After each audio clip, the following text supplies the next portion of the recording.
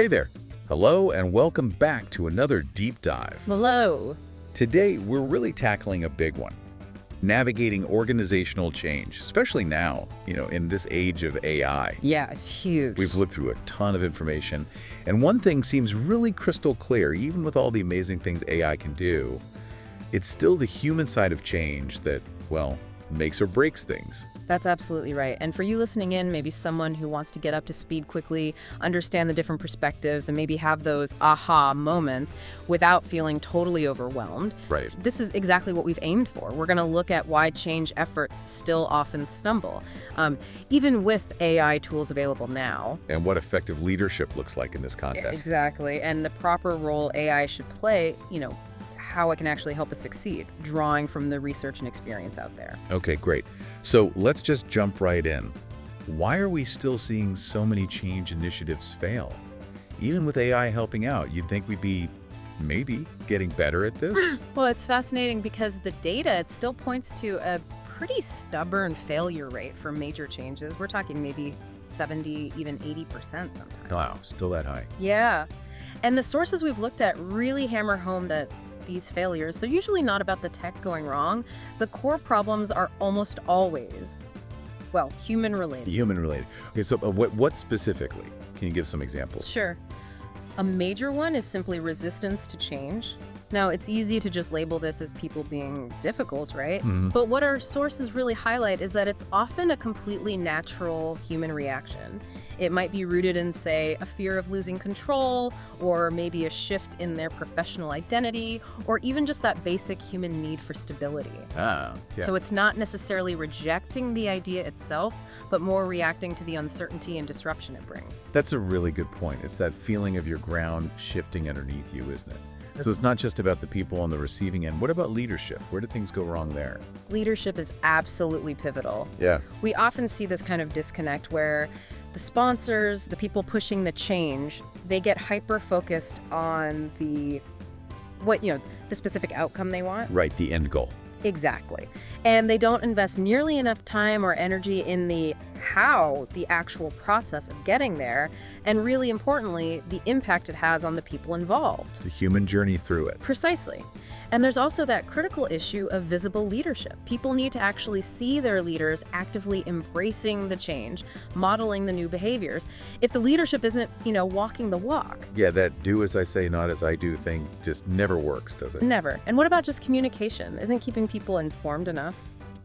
You think so sometimes. Well, communication breakdowns are another really significant factor. Just sort of announcing a change without giving enough context, without explaining the why behind it. Or letting people ask questions. Exactly. Or creating real chances for people to engage, ask those questions, feel heard. It just often falls flat.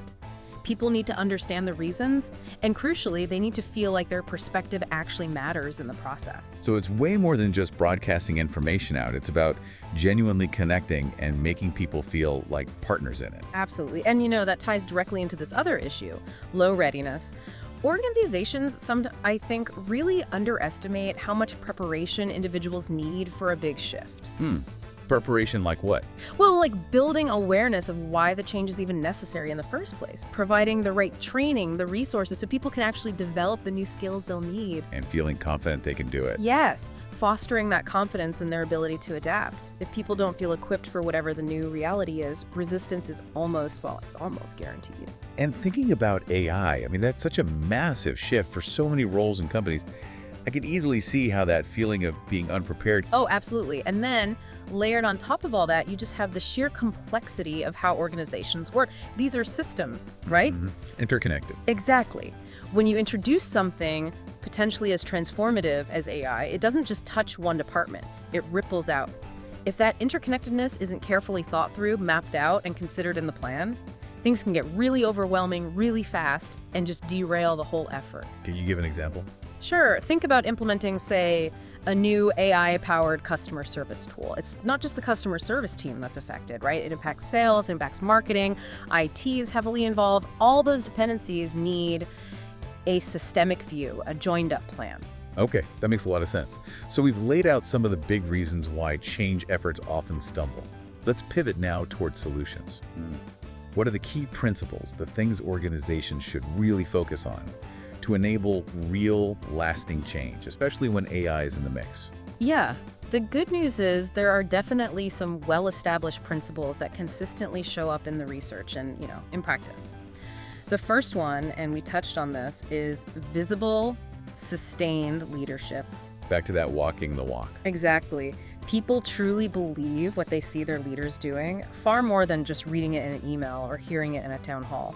Leaders have to consistently show their commitment, day in and day out, over the long haul. It's about that authentic, consistent presence. Precisely. Second big one, clear and empathetic communication. And this isn't just about explaining what is changing, it's really about understanding and addressing why it matters to individuals. How do they fit into this new picture? In the empathy part. Crucial. Acknowledging that change can be tough, it can be unsettling, creating space for people to actually voice those feelings without judgment. And that communication, it needs to be more than just top-down memos, but Yeah. it has to flow both ways. Oh, absolutely. It has to be a dialogue. Opportunities for feedback, for questions, for real conversation. Then structure is also essential.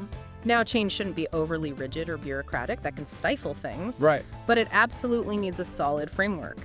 That means having clear plans, setting up regular check-in points, having established processes to keep the momentum going and make sure everyone stays aligned.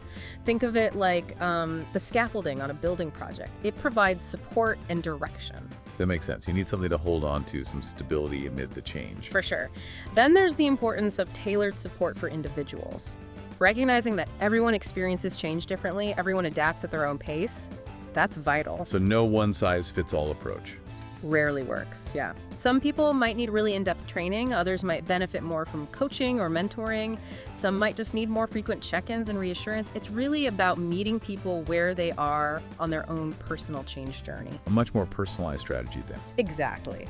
And finally, our sources suggest a really valuable, maybe even counterintuitive shift in perspective. How we view resistance. Ah, okay. How so? Instead of automatically seeing it as just a negative thing, an obstacle to overcome, or worse, a personal attack. Which is easy to do sometimes. It is, but instead, view it as valuable data. Resistance can actually highlight areas where people feel they lack support, or where the communication hasn't been clear enough, or maybe where the full impact of the change hasn't really been thought through properly. So use it like a diagnostic tool. Precisely. Frame resistance as information. It tells you where understanding is missing or where fears haven't been addressed. You should actively seek out and analyze those points of resistance to get deeper insights. That's a really powerful way to look at it. Resistance as information, not just friction. Yeah. Okay, now, one of the nuances that came up in our material is this idea of balancing mandate and enablement. Can you kind of unpack that for us? Yeah, this is a really critical point, I think, especially in organizations that have strong, well-established internal cultures. Okay. In those kinds of environments, people aren't just adjusting to, say, new processes or tools, they're also navigating shifts in their sense of identity, their belonging, their influence, the existing power dynamics. It's complex. And introducing new change leaders, even if they're great, can sometimes stir things up more. It absolutely can. It can amplify those underlying anxieties about shifts in power or status. So in those situations, just broadly saying, okay, everyone, let's enable you to figure this out, might not actually be enough. It can feel chaotic. Right, people might feel adrift. Exactly. And that's where this concept of mandate comes in. Mandate basically means providing clear direction. It means establishing the non-negotiable elements of the change, what must happen. Okay, setting the boundaries. Precisely. It reduces ambiguity and ensures everyone understands the fundamental goals and, the boundaries. Good change leaders, the successful ones, they learn to calibrate between that directive mandate, the what and the why, and the empowering enablement, the how, driven by participation. Leaning too far either way, that risks failure. Got it. So mandate is the must-do part. What about enablement then?